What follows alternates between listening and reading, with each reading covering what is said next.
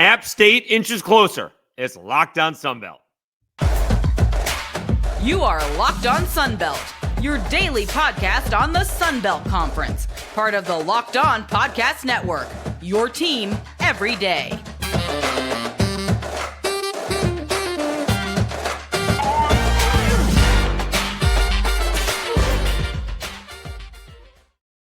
All right, welcome back to another edition of Locked On Sunbelt, your team every day. Today's episode brought to you by FanDuel. Make every moment more. New customers join today, and you'll get $150 in bonus bets if your first bet of $5 or more wins. Visit FanDuel.com/LockedOn to get started. All right, Dave Schultz, Locked On Sunbelt, your team every day. Hopefully everybody had a fantastic weekend. Absolutely picture-perfect weather down here in Lafayette, Louisiana for the series for the Cajuns and the Rice Owls. Rice taking 2 out of 3.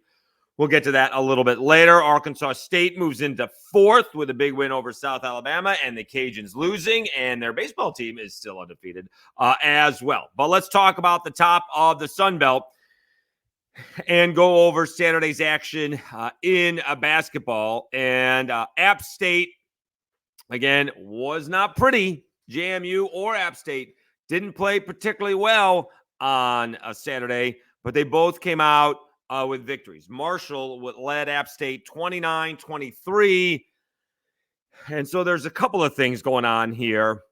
I don't really believe, to be honest with you, when you'll hear coaches say this all the time, well, we haven't played 40 minutes yet. Well, the other team's trying too. So the other team is trying to score and trying to stop you from scoring. So somewhere along the way, you're going to miss some shots, have some unforced turnovers, things like that, maybe miss some free throws. And they don't miss for a few minutes. So it's tough to say that, we haven't played a full 40 minutes yet. The other problem is that, Marshall and,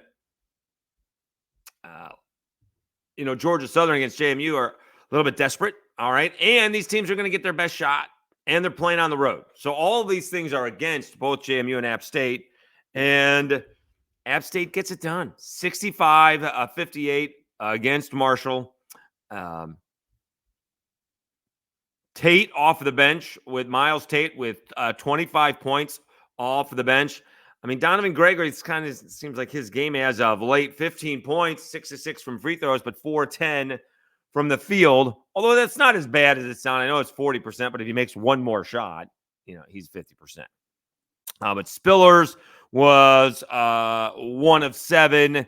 Harcum, 3 of 9. They did not. I mean, they shot at 38%. In fact, a little bit less.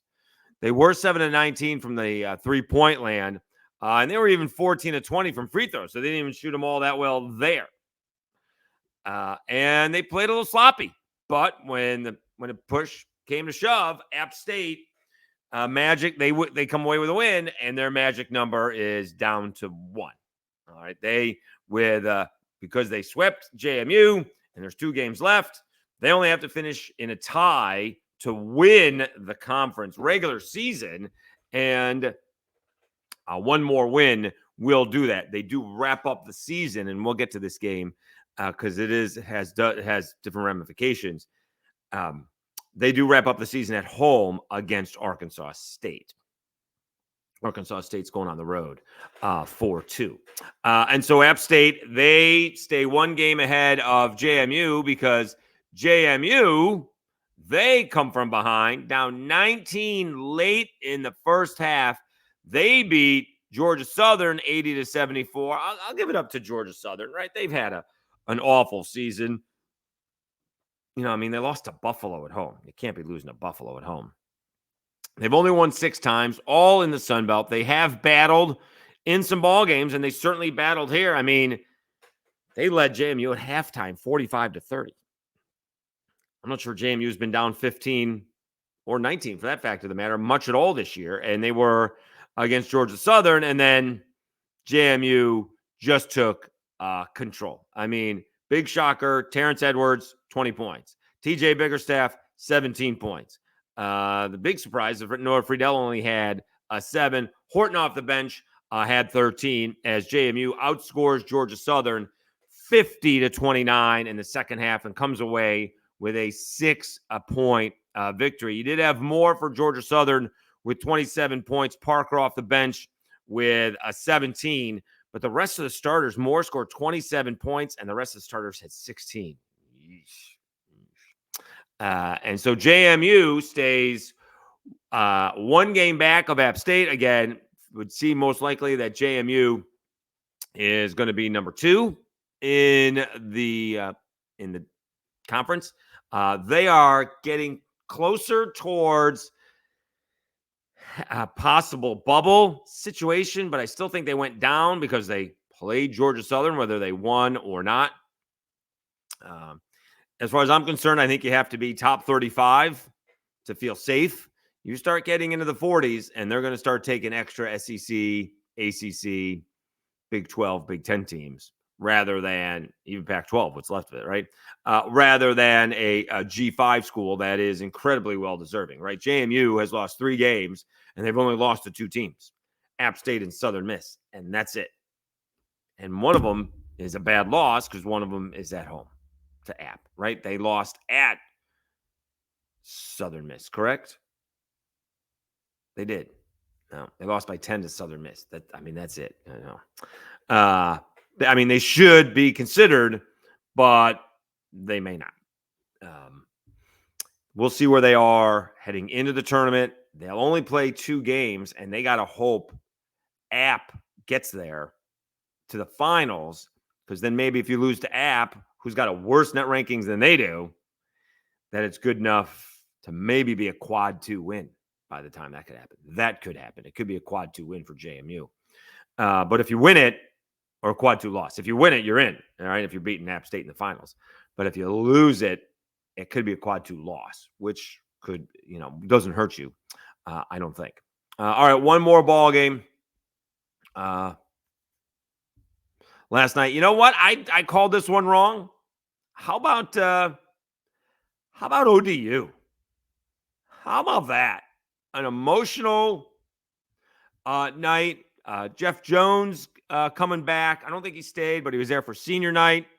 ODU with a rather convincing 75-59 victory over Coastal Carolina. Close at half, 31-29, 31-28. But ODU pulls away in the second half, 44-31. Again, a convincing 75-59 victory over Coastal Carolina.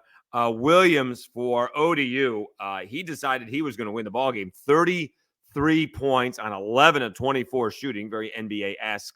Doing it all. 4 for 10 from 3, 7-11 free throws. Only Caesar was in double figures other than him, and he had 14 points. It's not been a great season for Coastal Carolina either. Ajayko had 17, and Meyer had 16. As ODU, we talked about them. They battled, I think, App State, right, last game, and played them tough. Or it may have been. Hold on. Let's see here. It was either App State or JMU. It was App State, and the score is not indicative. It was 82-67, but that was close for about 33 minutes. All right, I felt like it. So good for ODU picking up their 3rd win in the conference. And they will be playing in the first round on the Tuesday of the Sun Belt tournament in Pensacola. All right, when we come back, we'll talk about Arkansas State and, trying to get to the 4th spot. And they do. They still have to finish things off to get that double bye. They had one of those interesting ball games, and we'll talk about it when we come back after I tell you about FanDuel.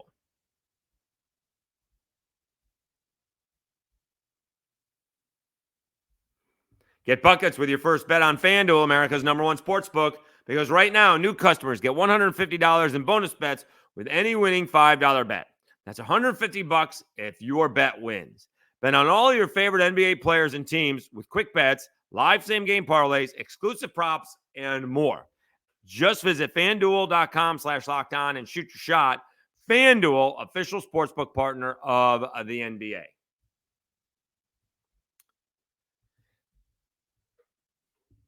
Pelicans got a tough road ahead. They lose to the Bulls.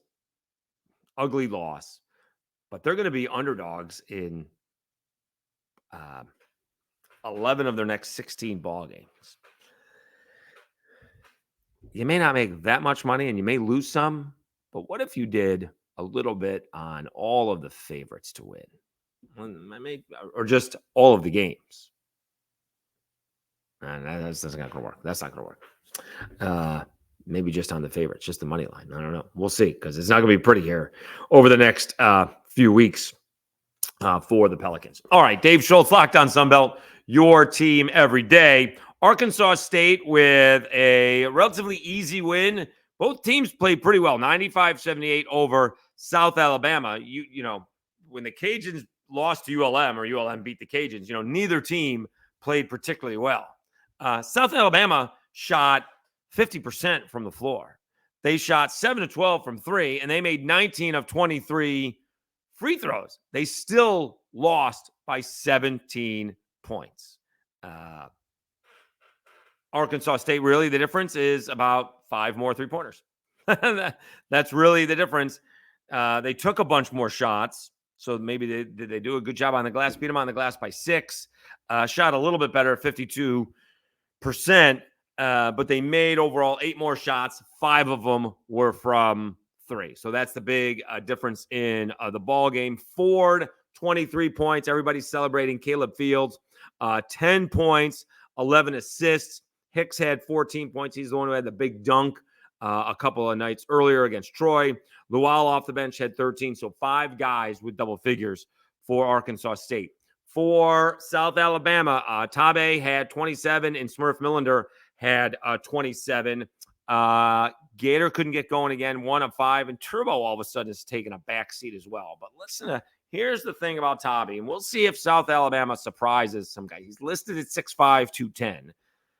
I don't know if he's that tall. He's certainly that thick. But he's one of those that all of a sudden South Alabama has figured it out. All right. In 5 of his last 6 ball games. 5 of his last 6 ball games, 20, 13, 35, 29, and 27. He didn't play very much in what I guess was an easy win over NIU in the Sunbelt MAC Challenge. Only had 6 points on 3 of 6 shooting. But they have found something in Tabe. I mean, in his last, put it this way, in the last 3 ball games, 31, he has shot 55 times. You'd have to go 11, and 17 is 28, and 7 is 35, and 1 is 36, and 15 is 51. Okay, so you're still not even there. But that is 1, 2, 3, 4, 5, 6, 7, 8 games combined. So they have found something a little bit there with Tabe. We'll see if teams figure out on how to double team him or not. Very different, very similar, but yet different to Isaiah Moore from last year. Isaiah Moore was much more of a floater, had this odd quick release, would go to the bucket. Tabe kind of posts you up and does a turnaround jumper. It's a little bit different than what Isaiah Moore did, but same idea. Smaller guy in the lane and posting people up. Nonetheless, Arkansas State with the win, they move into 4th place. They are red hot. Do I have that right? They won 7 out of 8. Is that right? That's the way to go into the tournament hot. I think that's right. Yes, they have won 7 out of the last 8. Their only loss was by 4 to James Madison. I mean, they are playing some good basketball. They are 10-6 in the conference and 15-14 overall. Remember, they started conference play and they were 4-8 in the preseason, if you will. All right, so they move into 4th place. They're 1 game ahead of the Cajuns. Arkansas State finishes with 2 road games at Coastal, which they'll be favored and should win. And then they're playing at App State, and we'll get to that here in a second. The Cajuns had a very odd ball game against Southern Miss. Southern Miss was pumped up, and again, Jay Ladner was there, just like Jeff Jones at ODU. Jay Ladner having the same kind of heart issues, very emotional for his team, and good to see the coach was there. Southern Miss got off to a great start at 20-8, 9 out of 12. They shot 9 out of 12 from the floor and then went cold. They made 9 shots in the first, 7 minutes, and then they made 4 in the final 13. And it's a 2-point game at halftime, 31-29. Guess what happened to begin the second half? Southern Miss went on a 20-8 run. They were leading 51-37. And that was basically the ball game. Cajuns have just not shot it well at all. Joe Charles had a big ball game. They did make some layups. He was 10 of 18, 26 points. But Kobe Julian just 4 of 12. Themis Folks, 3 of 10. I don't know if he's lost his confidence or what. They did. I thought Iwaku did the best I've seen against Kintinge. 2 out of 7. He only had 7 points and 5 rebounds, missed more free throws. But this game was generally over. I would say it was generally over when they made that run. But at the same time, I think the Cajuns got it down to 3 or 5. And then Curbelo made a 3 and Mo Arnold made a 3 late. Cajuns even scored in that time. But Southern Miss comes away with an 82-71 win over the Cajuns. These two teams play again at the end of the season. So the Cajuns and Southern Miss are tied right now for 5th place. They're one game. They're each one game back of Arkansas State. Remember, the Cajuns swept Arkansas State. All right. And Southern Miss is going on the road. All right. So now we'll get to the other games here in a minute and wrap up basketball here in this segment. But the Sun Belt Conference Tournament is unlike any other. It goes on for a week, basically, Tuesday to Monday, because the women play at the same time in the same place at the Pensacola Convention Center, I guess. And you can only play so many games in a day. So the first round is on a Tuesday, off day on Wednesday. Second round is on a Thursday, off day on a Friday. So the teams that are getting the double buys, the other teams are not exactly worn out. They might be by the end, but not so much. You play, kids are young. They're not, they're used to playing, on a Thursday, Saturday, right? So you play on a Tuesday, you get an off day, play again on a Thursday, get an off day. That's not exactly playing 3 or 4 games in a row like a lot of these other conference tournaments do, like the Power 5 tournaments do. Okay. So now it is important, right? You want to kind of do that. And I'm getting to the Arkansas State App State ball game, where this wouldn't be like baseball, not college, but pro, where we're putting all our reserves in. We don't care if we win or lose it, right? App State, if they win on Wednesday and secure their regular season conference title, it's not like they're not going to play everybody on Friday. All right. Maybe not to the end, but they're going to play them a little bit, because if they don't play them on Friday, they're not playing again until Saturday. That's more than a week. A few days is one thing. These guys are used to Saturday to Thursday, but now it's Friday to Saturday. And ask Southern Miss how that went for them last year at the conference tournament. They lost to South Alabama. Ask Marshall how it went. They lost to Texas State. And Texas State did play two games earlier. So there's this combination of these teams are well-rested, maybe too well-rested, against teams that may have certainly played at least one ball game, if not 2. So what I'm telling you is, I don't think the Arkansas State at App State game is in the bag for Arkansas State. I would think App State would want to play as hard as possible, because they ain't playing. They're not playing for a week. That's the thing. If you're concerned about people getting hurt, that can happen. All right. It'd be unfortunate. Ask the Cajuns back in the day. But I would think that App State's going to play in that ball game. And to be honest with you, if I'm Arkansas State, I kind of want them to see how I match up, because I may have to play them. I mean, if Arkansas State finishes 4th and App State finishes 1st, guess who's playing in the semifinals if they both win on Sunday. So you kind of want to see them at their best, and so you can game plan for them the next time around. All right. Cajuns, by the way, Cajuns get Troy and Southern Miss. Let's see who Southern Miss has. Southern Miss they're at South Alabama and at the Cajuns. So we'll see. It's still very much up for grabs. I don't think the Cajuns are playing very well. I happen to think they shoot much better at home than they do on the road. The problem is the tournament is on the road. I don't care if it's neutral site. It's not in the Cajun Dome. But they did win in Pensacola last year. They were playing well, but now they've lost 3 out of 4. And even though they didn't play very well against ODU, they didn't play very well against ULM. They did not play very well against Southern Miss. They did play well against App State for about 33 minutes. All right, let's take a timeout. We'll quickly go over baseball. Some teams are off to some very good starts, including the remaining undefeated Arkansas State Red Wolves. You're listening to and watching Locked On Sunbelt, your team every day. All right, special thanks to our continued subscribers. We are growing. We are over 1,140 subscribers. Please continue. We are getting baseball in now, right? We just finished up our second weekend.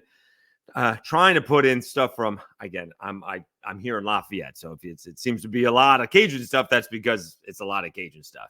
But just trying to figure out on how to get those videos out. Again, we've been trying to get the coaches on from all over the Sun Belt. We will try to do that and really appreciate everybody who does, subscribe. Again, if you leave a comment, I will be the one to answering it. It does say Locked On Sun Belt. It doesn't have my name, but it does Locked On Sun Belt. Say that, and I will be the one to answer your comment. So please, and a lot of times, again, I can't. It's really tough to know everything about every program, and so. If you have information, please pass it along. Happy to pass it along as well. So thank you so much. Don't forget about the audio portion of the podcast. You can find it wherever you get your audio podcast, but Apple Podcasts and Spotify appear to be the most popular. So again, please subscribe, share, like it, whatever it is you need to do to get the word out on Locked On Sunbelt, your team every day. All right, Dave Schultz, Locked On Sunbelt, your team every day. I hear that in my sleep. All right, let's go to the baseball. Some of this is updated and some of it is not. Arkansas State has not lost yet this year. It is not updated on the Sunbelt schedule, but they beat Lindenwood both Saturday and Sunday. They are 8-0. So the Red Wolves, who started 5-0, was it for the first time since 97, are 8-0. I don't care who you're playing. That's impressive. All right, so a good start by Arkansas State to begin the baseball season, and it kind of the football season's going in the right direction. Right? They get to a bowl game. The basketball season started out slowly, finishing up strong, and now baseball season getting off to a good start. South Alabama is off to a good start. They're 7-1. They took 2 out of 3 from Jacksonville State. And so Mark Calvey's team headed in the right direction. Troy is 7-1. They continue to play good baseball. App State is 6-1. Southern Miss has dropped a couple, but they're 6-2. Coastal Carolina's got the bats going, and they've won 4 straight. They are 5-2. James Madison 4-3. The Cajuns are 4-3, and I still don't know what we have with the Cajuns. I really don't. Their bats were going nuts at McNeese. They got a little bit of help with the lack of defense from McNeese. Their pitching was pretty good against Rice. I think they lost a 2-1 ball game. What can you do about that? They let it go on Saturday, and they won on Sunday 3-0. The bats have not gotten going there. The preseason Sunbelt Player of the Year, Kyle DeBarge, finally hit his first home run, which is probably not that big a deal, but that was his 4th base hit of the season. I think he came into that at bat hitting 111.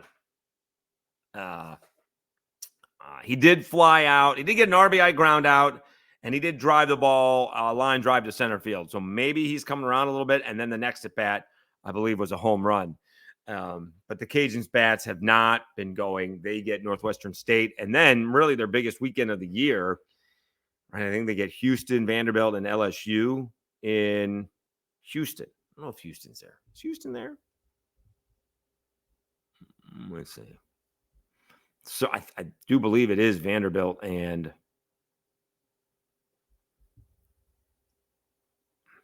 LSU. I'm pretty sure that's the case here. Let's hear. Friday, the Cajuns are playing Vandy.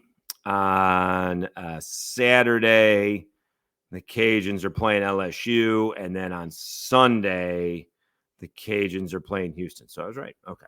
So that's a big series RPI-wise. I don't know if they're going to be able to take 2 out of 3 because their bats have just not come around yet. Just the bats have not.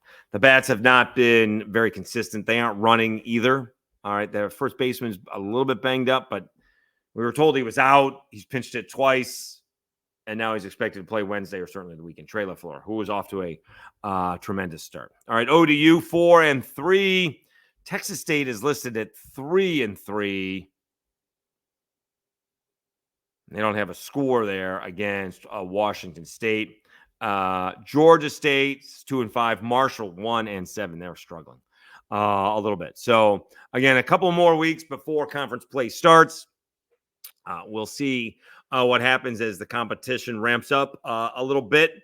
But I'm looking forward to it because I think there's some really good baseball in the Sun Belt. And right now, I think Arkansas State and South Alabama are surprises. I did get a chance to talk to Mark Calvey while I was there at the Senior Bowl, the Jaguars head baseball coach, and he is not necessarily the most optimistic guy you've ever spoken to, but he was not sure confident, but he was optimistic heading into the season. He was not last year. He did have a lot of guys he was replacing. He's got to replace a couple this year, but he's much more confident right now, and they're playing good ball regardless of who they're playing. All right, thank you so much for tuning in. We'll be at the Cajuns presser tomorrow. We'll see what else is going on in action. We actually have a Tuesday ball game in the Sun Belt, and then Wednesday and Friday as well. So, and then we got baseball as well all week long. So we will be Cajun softball is struggling. Yeesh. Texas State softball is not. They are off to a good start. South Alabama softball is not. They're off to a good start as well. We'll see if we can get some coaches and players on in the spring. All right. Thank you so much for tuning in to Locked On Sunbelt, your team every day. Have a great week, everybody. Appreciate it. Please subscribe if you haven't already. I'm your host, Dave Schultz. You've been watching Locked On Sunbelt, your team every day.